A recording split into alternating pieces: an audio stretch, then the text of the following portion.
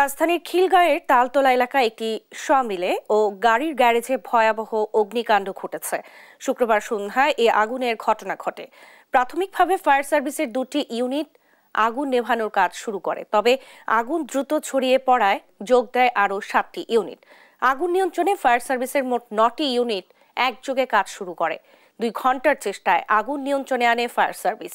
এ সময় সমিলের পাশে থাকা 15টির অধিক গাড়ির গ্যারেজে আগুন ছড়িয়ে পড়লে পুড়ে যায় বেশ কিছু গাড়ি।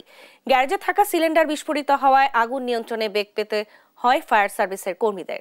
ফায়ার সার্ভিস জানায়, প্রাথমিকভাবে আগুন লাগার কারণ ও ক্ষয়ক্ষতির পরিমাণ জানা যায়নি। এছাড়া এখন পর্যন্ত হতাহতের কোনো খবর পাওয়া যায়নি।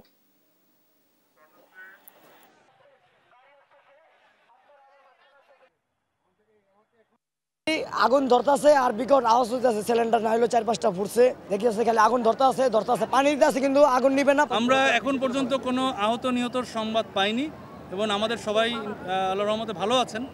এখন পর্যন্ত কোনো এরকম সংবাদ পাইনি, তবে ক্ষয়ক্ষতির পরিমাণটাও একটু আমাদের বিবেচনা করে বলতে হবে, কারণ এখানে কিন্তু একটা দোকানের ভিতরে বেসিক্যালি 2-3টা করে দোকান আমরা যেটা দেখতে পেলাম।